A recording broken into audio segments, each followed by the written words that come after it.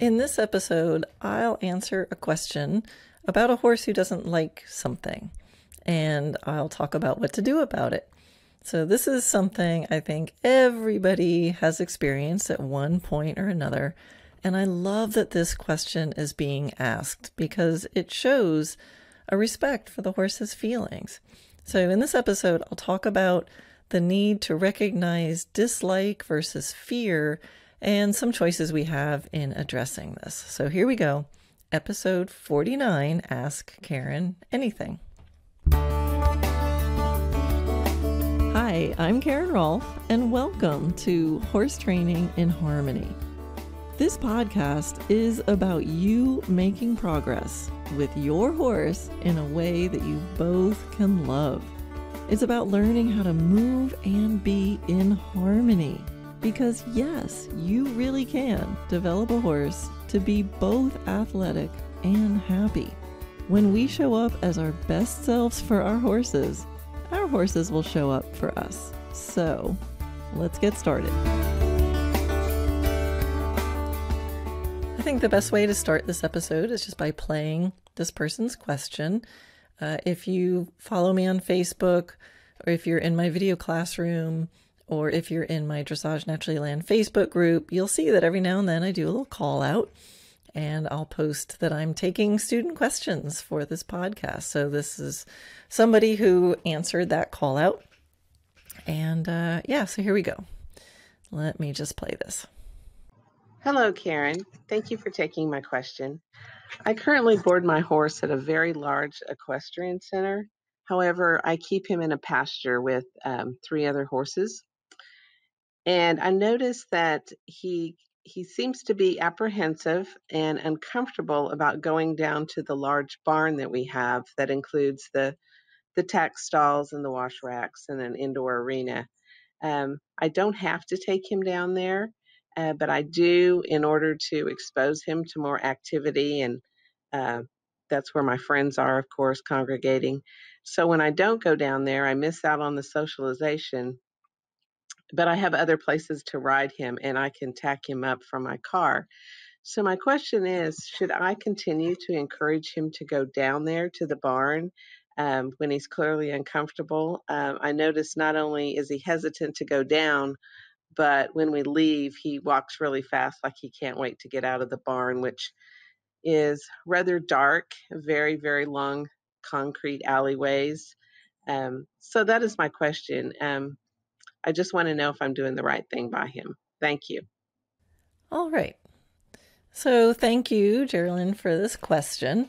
It gives us a reason to talk about not only how to help you with this particular problem, but again, to kind of generalize for other times that our horses don't like something. Which again, we're going to bump up against that. If we notice and we pay attention, of course, we're going to notice things that our horses don't like to do.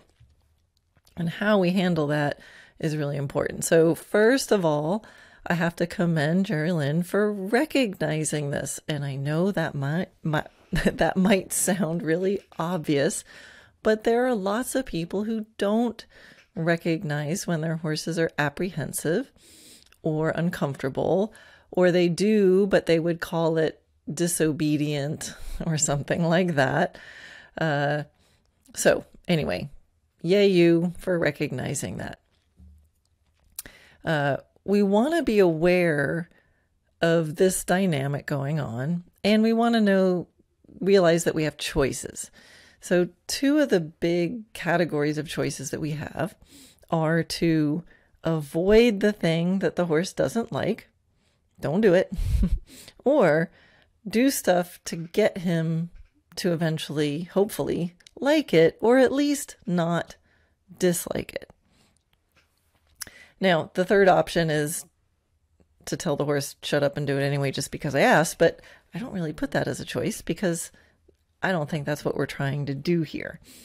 So, it's also great. Another thing that I think is really great about how you ask this question is that you're recognizing some reasons for why you do like the barn, right? So you can think of positive reasons why you might want to go to the barn. For one, the sociability for you, because it's fun. Your friends are there. You'd like to kind of hang out and have that be part of your fun experience of having a horse.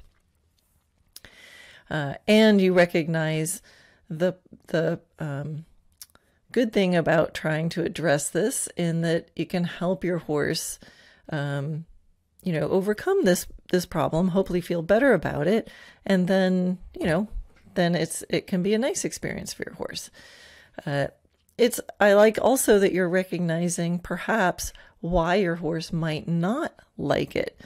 When you talk about it being a dark, long hallway, it's a cave, and prey animals typically don't like being put in caves or tight, dark spaces. So now we have to also realize that it's always a best guess at what our horse might be thinking or feeling or experiencing. But I think it's worth it to try to take a best guess, because if we're really in the moment with our horses and we're really open to the feeling, I think we do pick up on the emotion that's out there. As long as we're not bringing a whole bunch of emotions out front, ahead of the situation. If we're really there in the moment and we're with the horse, then when the horse suddenly goes, uh-oh, we have a better chance of deciding, are they just uncomfortable? Do they just not prefer it? Would they just kind of rather be somewhere else? Or do they actually dislike it? And even more importantly, are they afraid of it? So that's one of the first things that we have to figure out is there fear? So that's something that I always try to look at is this fear?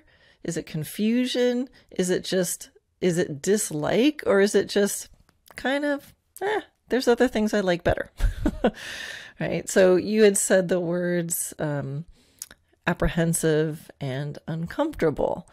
So that to me sounds like dislike with a couple drops of fear.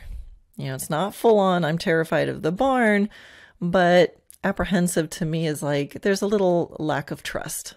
And anything lack of trust is fear related usually. So just to kind of go into that a little bit more, I'll just give some examples of the difference between some of these different ways our horse might be feeling.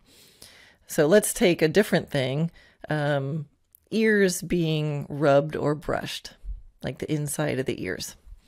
Ovation, my horse Ovation, loves his ears being brushed. Like if I take the soft brush and brush the inside of ears, or if I take my knuckles and stick them inside his ear, he loves that. He just goes all blissed out. My horse Jedi is neutral. He'll let me brush his ears, but I don't really see any big response one way or the other. It's the same as I can brush his neck, I can brush his shoulder, I can brush his ears. He's like, okay, you're brushing me. Take it or leave it. My horse Natia doesn't like it. Now, she'll allow me to do it if I need to do something, but she might not love being brushed in her ears. Sometimes she gets irritation from the bugs, and sometimes it's uncomfortable to use the brush in there. She likes me to put ointments in there, but she doesn't really like to be brushed in there. So she'll often, make some move away from that. And I have met horses who are really afraid. So a horse that maybe has been ear twitched in the past, or for whatever reason, the ear is a delicate area on a horse. So often they start out a little bit afraid, and we, through working with them, get them to be okay with it. And then they realize, hey, this is not only okay, but you guys can scratch my itches. So anytime I see a horse that's afraid, I don't immediately, blame it on somebody else, but it hadn't been addressed. The horse, you can tell they're like, don't do that. I feel afraid you're going to hurt me if that happens. So those are different stages. So we can kind of look at that and then say, okay, with your horse going down to the barn, it's definitely not something that he loves. He's probably a little on the dislike side of neutral for sure, but is it like dislike, or is it dislike and or fear? So if there's fear, we're always going to need to honor and address that first. To me, if there's fear, it kind of falls in a different category. So if you're not sure, and you're not sure, is it dislike or is it just fear? Or is it dislike or is it fear? I would err on the side of treat it as if it's fear. You'll run into less problems that way. Because worst case scenario, you just took a little extra time to get the same job done. But if you don't think it's fear, or if it doesn't make sense to you that your horse is afraid, and you treat it as just a communication issue or, disobedience, I'll put that in air quotes, you could actually make the problem worse. So err on the side of maybe they're afraid. If it's neutral, I think it's fair to say to the horse, hey, come on, let's do this. I promise it's going to be okay. So like Jedi, who's the horse that I said was pretty neutral about his ears. If I'm going to brush his ears and I don't know, maybe his head's up a little, let's say his head is up and I'm going to brush his ears, and I think it's fair enough for me to go, hey, could you lower your head so I can make it easier for me to brush your ears? Like, I think that's fair. If he's neutral and he happens to be there with his head up, I think it's absolutely fine for me to say, hey, could you lower your head while I brush your ears? If it's dislike, I think it's fair to say, hey, let's do this. And I promise I'm going to give you really big thank yous for this. So let's say Natia is in a very sensitive spot with her ears because of the bug irritation, and I have to treat it with ointments or something. This is what we have to do. Like her initial thought used to be move away because she's thinking, oh, that's going to be uncomfortable. My ears are irritated. But through me saying, hey, let's do this. I promise I'll give you big rewards for this. She, through our communication, would say, okay, I'm going to do this for you.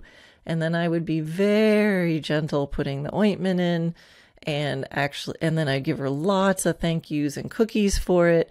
And now, even though I know, like if somebody else comes up to her to touch her ears, she probably would move away because I've worked it out with her. I can see her at first kind of brace a tiny bit, and then she relaxes and she'll actually put her ear to my hand. She puts her head down into my hand because she's made a decision. She's like, hey, this is actually going to work out pretty good for me. And I think when I put the ointment in, when she realizes it's ointment and not a scratchy brush, she actually realizes if it does feel kind of good. So that's an example of a horse saying, I don't like this, but if it's not fear, we can work through that. It's like, hey, let's work together and let's work on doing it in a way that ultimately you say, okay, I didn't think that was going to be very comfortable, but in the end, hey, it was worth the cookies.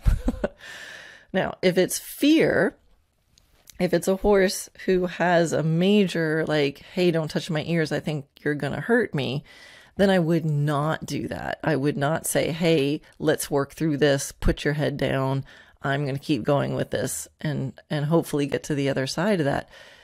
Maybe you could work through that, but if you can't, if you've asked the horse to put their head down and then you start to try to do something and they're still so scared that they can jerk their head up, because a horse can jerk their head up if they really want to, will always be able to outmuscle you. Now you're in a horrible situation of you've just showed the horse that they can move through pressure whenever they want. And that you're going to go, and you prove to them that you're going to go over threshold and try to be physically manipulating of them. And you just showed them that they'll win that. So you don't want to get into that. You want to be really careful of what you try to push through because, like I said, if there's fear, chances are they will escape that. You're not going to come out okay on that one. And you're going to make the problem worse because now you have to escalate. Or backpedal and have to undo the damage that you just did. So with this information, you can, start to make some better decisions and some choices. So for this person, it's bringing the horse to the barn. And, it could be anything. Like I just said with the ears, it could be the trailer, it could be going to the vet clinic, it could be going to a certain end of the arena or corner, it could be a certain place on the property. So anything like that. So the kind of two questions that this person is having is, should I avoid it or should I keep going trying to help the horse get better? Now, avoiding it is a choice and it could be okay. You just need to step back and look at the bigger picture and kind of see, what else do you want to be doing? And is being able to be okay in that barn or in any kind of barn, if it's generalized to like most barns, or like some horses are that way about indoor arenas or something like that, you might say, chances are if I want to compete or if I want to go to clinics or stuff like that, there's going to be times when I have to be okay inside an arena, and it would serve you well to take the time to try to improve it, so that the other experiences work out better, right? So, it's like you said, to be able to expose the horse to more and, have him become okay. Because if you know you're going to go in that situation, let's say, well, chances are I'm going to be going in the trailer, or I'm going to be showing up at the vet clinic, or whatever it is. Even if the vet comes to you, sometimes they smell the vet, and, that's the thing. If you know you're going to end up being in that situation, and you repeat that exposure and it keeps not being successful, and you sort of, well, let me just do it again. I know he doesn't like the barn. I'm not really addressing it, but I'll just go down there again because I want to hang out. And it's just one more time that your horse goes there, does not have a good experience, and, you just prove it to the horse over and over again that he's not okay there. That's actually going to make the problem worse. So you have to kind of scan out and say, how big is the problem? How much do I need to be in this situation? And so then how much time and energy and focus do I want to put on trying to improve it? And sometimes it might be like, you know what? I can go through my whole life and avoid this situation. And so, choose your battles. Like, it's okay. I don't have to address that. And sometimes you're going to think you really do have to do it. So let's pretend that you do want to improve it, because avoiding is easy. Just don't do it. And again, I think it's not a cop-out. It's looking at the management and deciding if you can manage the situation and be okay, right? And I've had a horse, my horse Monty, a Lipizan, and he one of the first horses that was given to me. I got him for $1 because he had issues, but he had some really weird separation issues. He was very much into keeping track of the herd, and if the herd was out and he had to be in a stall, it was really hard for him. And so I did some addressing of it in the beginning, because I thought, gosh, he's got to be able to be okay in a stall by himself when everybody else is out in the herd. Like, that's something that could need to happen for health reasons or something. And so I tried to address it. And at that point, I probably didn't have all the tools up my sleeve that I do now, but it was really challenging for him to actually be in the stall. And I would go in there and hang out with him. But I mean, it ended up being really stressful for him. And at that point, I decided, you know what, right now, with the skills that I have and the situation that I'm in with this herd, I'm just not going to do that. And if he has to come in, I'll bring other horses in. And I'm just going to avoid that situation because it wasn't working. And the more I was practicing it, the more stressful he got. And then it just proved to him that it was a stressful situation. So that was a moment where I said, I'm going to avoid this. I'm not working on this problem. I will manage this problem. And I had the luxury of being able to manage the problem. And then later, over the years, it got better. And he was able to do it. So, these are all choices we have, and to know you can delay some choices too. But that would be a time to avoid if you're able to manage it. But let's say we do want to try to improve it. So things we have that we can do, really it's about habituation, right? We want to get the horse used to it. And again, I'm going to assume there's some drops of fear. Right, so we're going to do the excruciatingly slow version, which ends up being the fast version. All right, so we want to get the horse used to it. The goal needs to be that the horse is like, oh, this is actually okay. And this is through repeated exposure. However, this is best done in a way where the horse does not go over threshold. Right, so we don't blindfold them and get them to the barn and then deal with it there. We approach it and we retreat and we play with the thresholds as he gets near the barn, and to see if step by step he can be okay here and then okay there and then okay there and then closer and closer and closer. And the other thing that we can do is counter conditioning. So we're going to pair it with something positive. So we're going to go in there approaching step by step, and along the way, we're going to make this so fun and so delicious and so wonderful that they start to actually maybe even like the process. So how that might look is this. You take them out of the pasture and you approach towards the barn. Now, at the moment that you feel him put his attention to the barn and show signs of stress, whatever that is that shows up, you can make a little turn, like you can make a little U-turn or a 90-degree turn.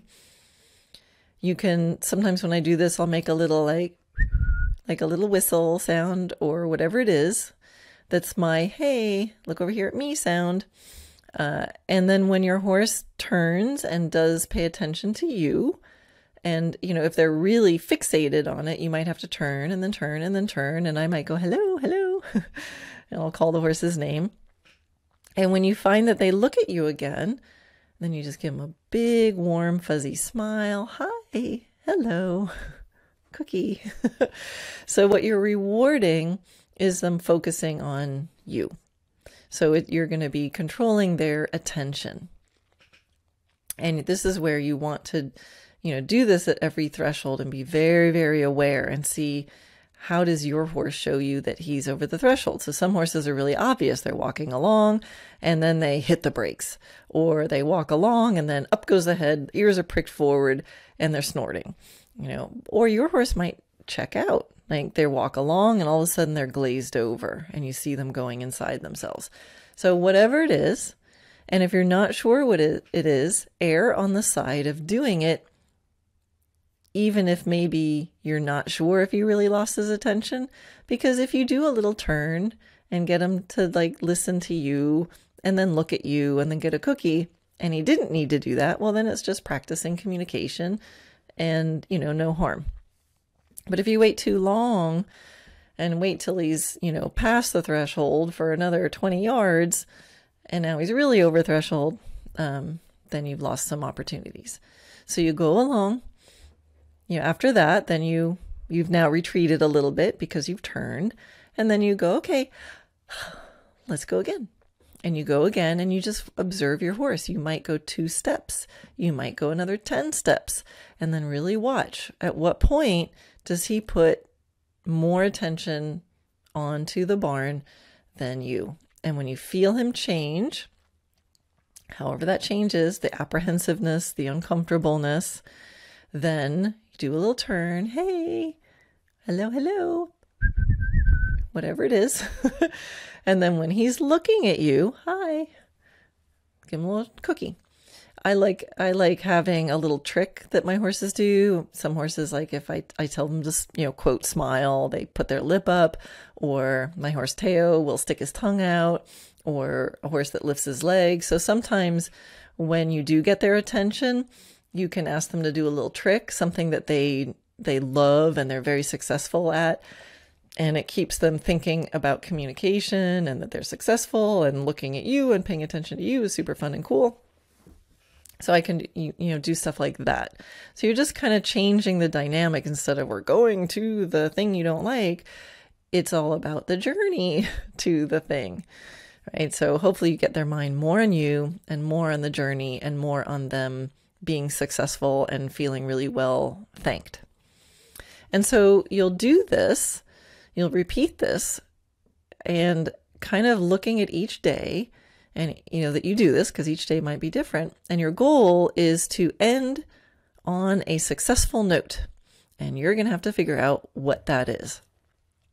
So ideally, you want to, like, let's say he hits a threshold, you get his attention, you go again. The great place to end is when he goes a little past that last threshold. And then before you hit the next threshold, you reward him and you walk away. So that would be success. And so you're going to have to, as you're playing, think of the timing. Does he hit the threshold? And the next time you can go 5 steps past until you hit the next threshold. And then it's another 5 steps. So if that's the case, let's say he goes 5 steps and then he hits another threshold, then when you feel like, okay, I want to be done, I want to find a note to end on, then if he goes 2.5 steps past the last threshold, then you go, great, turning around and leave him thinking, but I was going to do some more. And then you go, yeah, I know. And we're going to go back. So it proves to him that you are not going to keep taking everything that he gives. All right. So this is a general trust that you're not going to keep pushing. You want to be a little careful about not pressuring him to move forward. Like I gave with the example with the ears, the horse that was kind of neutral, or even the horse was like, I'm not afraid, I just don't like it. And I said those horses, I could put a little pressure to suggest that they lower their head. But the horse that's afraid, not so much. So the same thing with this. If you're asking him to move towards the barn and he's like, I don't think I want to go, you want to be really careful that if there's fear, not to add pressure to tell him to go. You can add pressure in the turn to turn away and just keep the communication going. If you do try to put a little pressure just to get something happening, make sure you release that pressure when they just start to relax and think about going, and you immediately take it away. So you just want them to be thinking of trying, and then you release. But they don't need to act. You don't want to be smacking them forward. So be a little bit mindful about that. Yeah, and that's why I think the turn is nice, because you can make sure, like I'm trying to picture extreme versions of this. Like your horse might just very obligingly walk right up to the barn, and then you notice when he's in there, he's not comfortable. So I'm giving a little more of a dramatic example of this because there might be horses who are like snorting and getting tall and maybe hitting the brakes. So for those horses, when they hit the threshold, that little turn is nice because it gives you a chance to test that there's communication.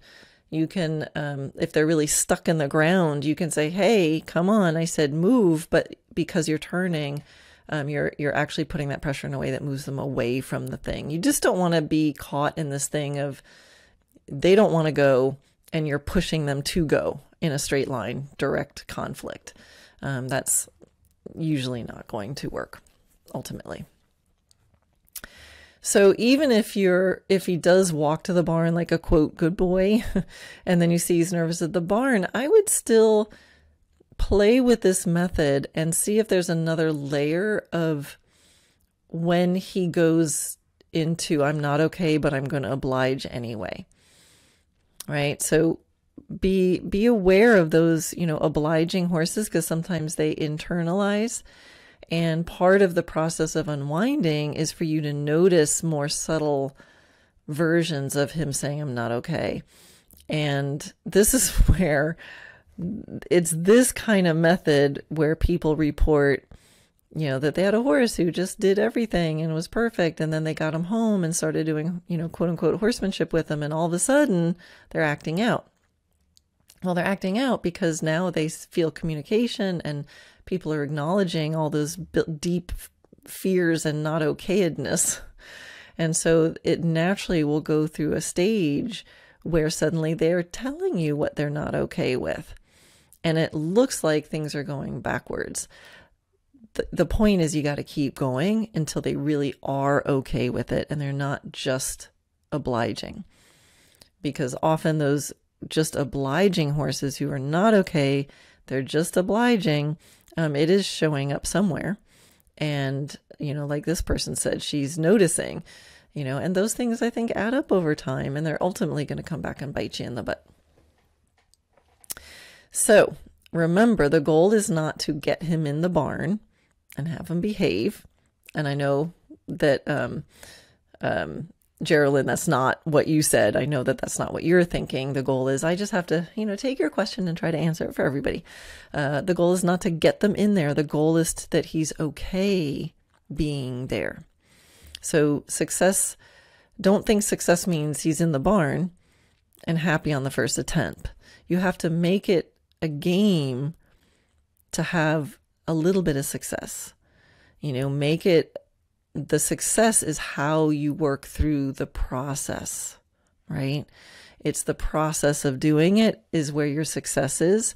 So you can be really successful even if you only make it 20 feet towards the barn, but you do it in a way that you end him on a really nice note. And the way you worked with him helped him to move past even just one threshold in a more relaxed way than he did before. That's success. And this is where you have to ignore anybody else at the barn who goes, oh, she's just letting him get away with stuff. Don't listen to them, because you're in a process for a bigger result. So another thing, I talked about ending with your horse going past a threshold and then ending where you ask him to retreat before he gets to the next threshold, and you can decide how much time you have that day and how long how much patience you have.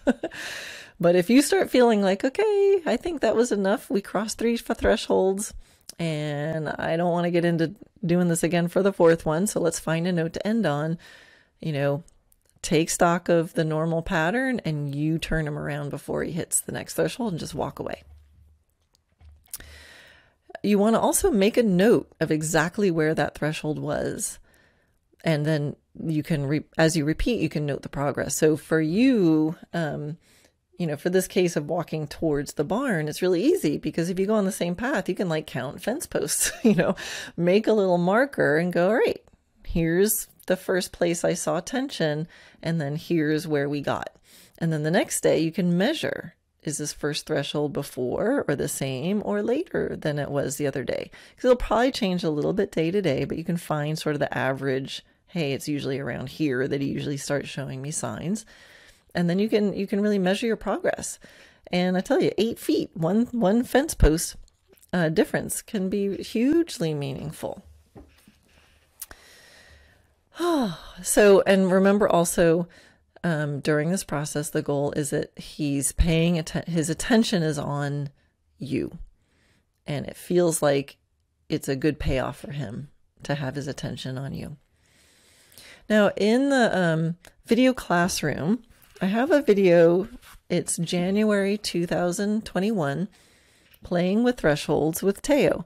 And it's similar to this. So it's a little bit different because I have this horse on long lines. So he really is out in front of me, but you'll still see how I work laterally with him, how I encourage him to look back at me, and then how I reward him.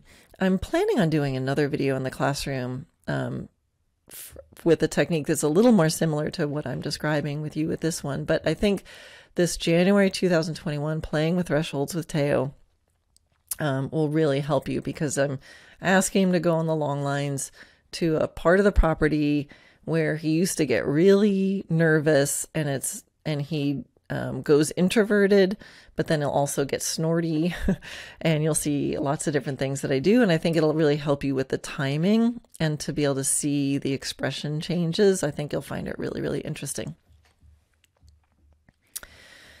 So now along the way to the barn, and especially once you make it to the barn, you want to be really thinking about that counter conditioning, pairing it with something positive. So, I talked about rewarding. So you have to ask yourself, what does your horse love? What does he love? Cookies? Which kind of cookies? You want the good cookies. Does he love scratches? Is there really good grass along that path? Would he really appreciate grazing there? And also you can think about, how much comfort does he get from other horses? Now, you ultimately want him listening to you. So sometimes going there with other horses can help sort of bridge it. But in the end, you want him to be doing it because he's okay with you and trusting you. But it can be a nice intermediary. So with my horse Teo, who has some arena trauma, there were some days where if he was having, a really stressful day, I would help him by just having my assistant bring another horse and stand him in the arena. And it would just take the stress down a couple notches. There were still things that I could deal with, but just having another horse standing in there took it down a couple notches.